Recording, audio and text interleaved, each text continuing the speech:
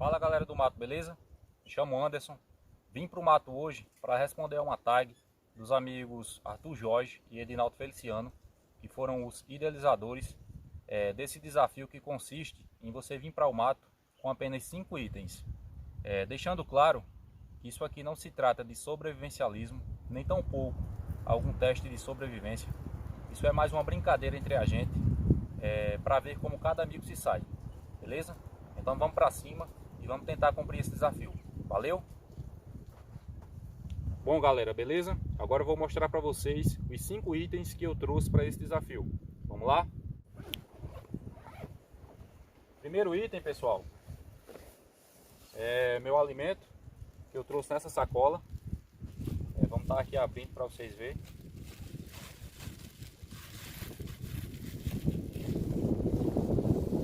Trouxe batata doce.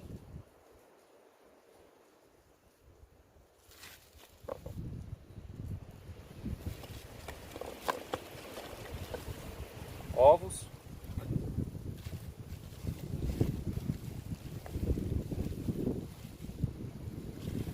Kitzinho de tempero.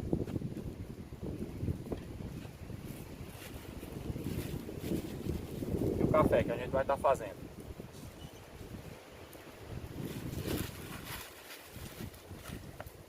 O segundo item é água. Eu trouxe nesse cantil Shepa da Náutica. A vantagem desse cantil é que ele já vem com um caneco. E a gente vai estar fazendo o café e o alimento. Beleza? Meu terceiro item, pessoal, é o kit para fazer o fogo. E esse kit, ele conta como apenas um item, porque ele já é vendido de fábrica assim, como o Arthur falou. Itens que são vendidos de fábrica, eles contam como apenas um item. E aqui nessa latinha, pessoal, tem a pedra, o aço e o tecido carbonizado. E a gente vai estar fazendo o fogo com o flint and steel, que nada mais é que a pedra e o aço, beleza?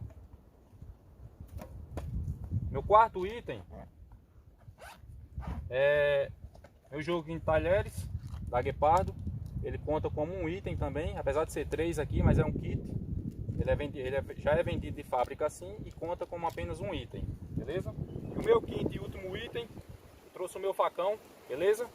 E agora vamos começar esse desafio aí. Valeu? Segue a gente.